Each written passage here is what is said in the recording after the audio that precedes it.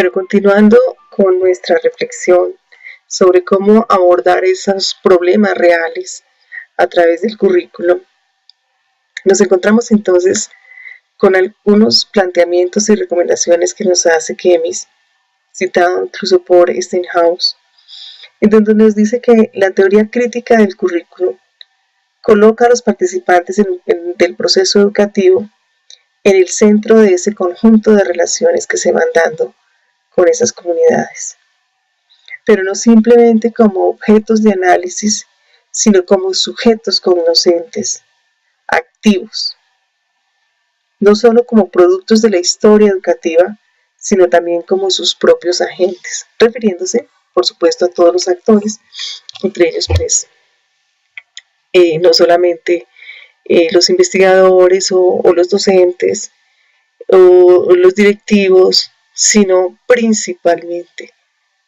las comunidades como sujetos, es decir, como protagonistas de su propio proceso, en esa relación que se da entre la educación y la sociedad.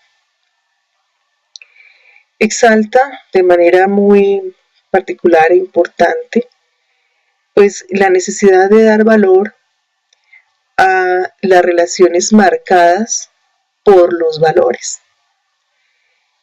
marcadas por relaciones sociales polifacéticas, por relaciones que no son jerárquicas, sino que son relaciones cooperativas. Piensa que desde la cooperación, desde los valores y desde los saberes compartidos, es que realmente pues, se logra esta articulación y precisamente no desde prácticas propiamente oficiales, sino más bien desde prácticas no oficiales, como las denomina. Es decir, de esas relaciones, digamos, de cercanía, de afecto, de humildad que se establecen, en donde se ponen en diálogo los saberes disciplinares también con los saberes locales. Desde esta óptica también, entonces se nos plantean algunos cómo que se sugieren para hacer ese abordaje, como es efectuar un análisis crítico en relación con esas contradicciones que se encuentran en la propia experiencia y que conducen realmente a un proceso de investigación que nos permita resolverlas. Nos plantea identificar claramente esos problemas de orden curricular que tenemos frente a esas necesidades y establecer unos acuerdos serios y concretos para resolverlos. Plantea establecer allí mismo con ellos unas vías y unos acuerdos que viabilicen la solución de esos problemas desde el currículo y esas vías de actuación. Pero algo bien interesante, y creo que aquí hay una invitación que nos podemos hacer todos los que estamos participando en este foro desde cada una de nuestras instituciones, y es que nos invita a crear redes de comunidades de investigadores del currículo. ¿Qué tal si realmente logramos hacer esa sinergia que nos permite investigar sobre nuestro propio currículo? En donde nos apartemos un poco de ese sobrediagnóstico que hacemos permanentemente a través de ciertas investigaciones en comunidad y realmente empecemos a influenciar nuestros currículos, afectarlos, para afectar de manera positiva también ese empoderamiento que debemos darle a las comunidades.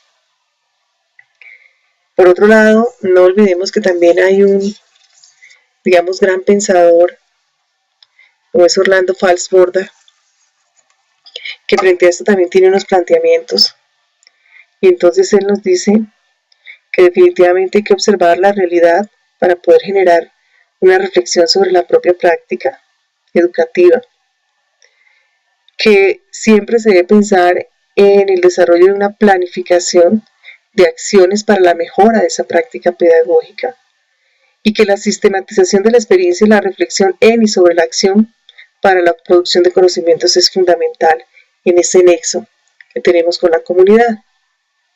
Y entonces él plantea un concepto bien importante, y es el de la participación auténtica.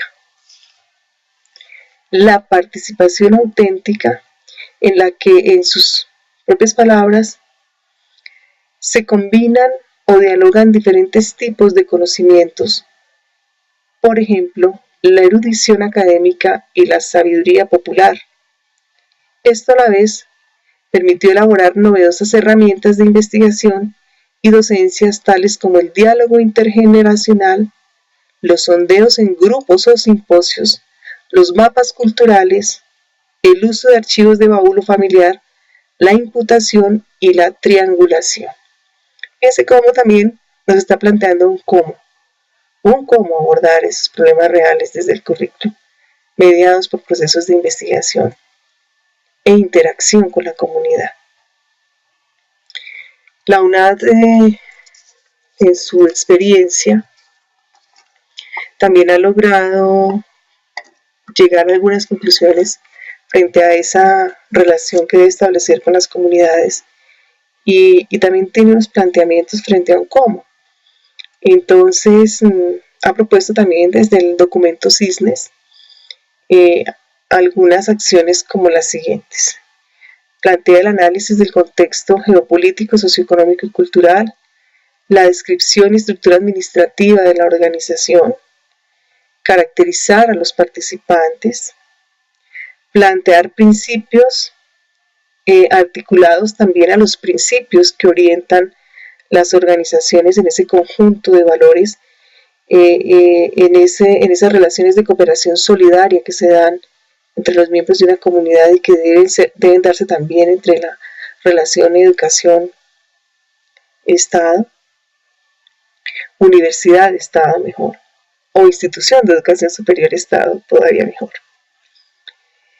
Debe tenerse muy clara la finalidad educativa y pedagógica de las organizaciones, no de las organizaciones entendidas como las instituciones de educación superior, sino de las organizaciones sociales. ¿Qué tan claro tenemos nosotros cuál es la finalidad realmente educativa y pedagógica que ellas tienen? Y cómo se deben dar procesos de evaluación y de seguimiento internos y externos con la participación de todos los actores. Siempre pensando, por supuesto, en el mejoramiento continuo de la calidad de vida de las comunidades. Así las cosas, las instituciones de educación superior, pues estamos convocadas a adelantar una ruta que facilite la interacción con las comunidades en ese proceso de inclusión, en esa ruta hacia la paz perdurable. Si nosotros no establecemos ese nexo real, cálido y de acompañamiento y de empoderamiento a las comunidades, pues va a ser muy difícil presentar alternativas de formación que realmente conduzcan al desarrollo humano en ese marco de la paz perdurable. Y en donde realmente, como dice Mafalda, pasemos de hablar de inclusión a convivencia. Bien, decía entonces que tenemos una ruta que tenemos que adelantar y para la que tenemos que plantearnos unas preguntas muy importantes y son estas. ¿De qué manera las instituciones de educación superior realmente logran generar confianza en las comunidades? ¿Qué condiciones, mecanismos, estrategias de comunicación, información y reglas se establecen para lograr la participación alrededor de la construcción de una visión holística de la educación? ¿Qué espacios de participación se construyen? ¿Qué experiencias de grupos o asociaciones podrían aportar en este proceso de participación? ¿Cómo hacer de la participación comunitaria un ejercicio prospectivo para la educación, tanto a nivel local como global? ¿Qué aprenden las instituciones de educación superior en las comunidades y qué hacen con lo que aprenden? ¿Cómo se articulan las instituciones de educación superior con el Estado en procura de garantizar este bien público que es la educación en la construcción de un escenario de paz perdurable? Retomando los planteamientos, ya para finalizar, del comienzo de mi intervención sobre currículo dialógico, sistémico, interdisciplinar, quiero enfatizar en lo siguiente. Y es que realmente el currículo es un proceso dialógico, en tanto nos posibilita la pertinencia curricular desde la solidaridad, desde la comprensión, desde el respeto. Involucra un nuevo paradigma como lo propuesto por Leonardo Boff, dado desde el saber cuidar de sí mismo, de los otros, del intelecto y del planeta. Y desde otro paradigma como es el del altruismo cognitivo, en donde la inteligencia no es una propiedad privada, sino un instrumento para la solidaridad, como lo plantea el doctor Toro en algunas de sus intervenciones. Este eje es el que debe articular la acción educativa entre las instituciones de educación superior. Se trata de promover entonces una inteligencia cultural que permita aprender a través del diálogo, una inteligencia social que posibilite la conciencia desde la comprensión de las personas y sus realidades, y una aptitud social que facilite la interacción a partir del interés por los demás. Eso lo plantea Jaime Barrera Parra, y así responder con pertinencia a preguntas tales como: ¿cuáles son los paradigmas de las comunidades en relación con la educación? ¿Qué tipo de personas se desea formar en un escenario de paz perdurable? ¿Para qué? ¿Qué tipo de sociedad queremos construir? ¿Con qué características? Si partimos del paradigma de la educación inclusiva para la paz y la reconciliación. También planteé pues, que el currículo debe ser sistémico. Y precisamente es sistémico en la medida en que se construye con una visión que surge precisamente de la construcción social, que tiene en cuenta las dinámicas culturales de las comunidades, que articula a diversos actores individuales y colectivos, así como contextos que van desde lo personal, lo familiar, lo social, lo religioso, lo político, lo cultural y educativo en un proceso de interacción y comunicación mutua. Un currículo sistémico va más allá de la representación de la realidad a la interpretación de la realidad. Y aquí Jimeno Sacristán nos ha también planteado una reflexión, y él dice que el currículo es un ámbito de interacción donde se entrecruzan procesos, agentes y ámbitos diversos que en un verdadero y complejo proceso social dan significado práctico y real al mismo. En ese sentido también planteo otras preguntas y les ruego me excusen por tanta mayéutica, y es: ¿qué tipo de reflexiones y preguntas en relación con el currículo deben ser respondidas desde una perspectiva participativa, desde una perspectiva de inclusión, desde la perspectiva de la paz y de la reconciliación?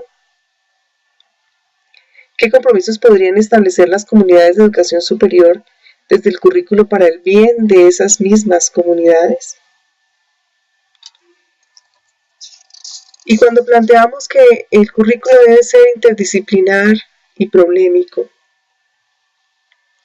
pues no se trata solamente de integración de saberes alrededor de unos propósitos de formación que se problematizan, sino que se trata también de estrategias de investigación con la participación de diferentes disciplinas en torno al problema a resolver. No es un problema netamente de educadores. La participación comunitaria posibilita la construcción de un currículo interdisciplinar y problemático, en tanto coadyuva con el análisis praxeológico del mismo quehacer. Permite hacer una revisión constante de la pertinencia de los contenidos curriculares con la participación crítica de sus actores. Como dice Schwabs, se trata de concebir el desarrollo del currículo como un proceso de deliberación constante, donde hay que formular alternativas de acción a comprobar en situaciones reales. Y con esto entonces quiero cerrar mi intervención con otras preguntas que dejo para la reflexión y que espero que en realidad esas preguntas lo que permitan sea trazar una ruta al responderlas y tratar de encontrar más cómo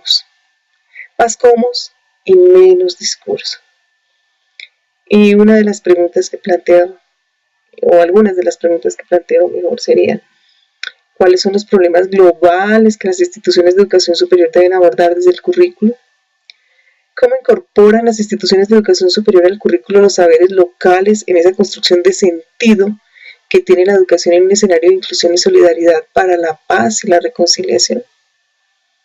¿Cómo valorar las instituciones de educación superior? ¿Cómo valoran las instituciones de educación superior el impacto de sus currículos en las regiones en el marco de una educación inclusiva para la paz y la reconciliación? ¿Qué estamos entendiendo por esto? Muchas gracias y felicidades.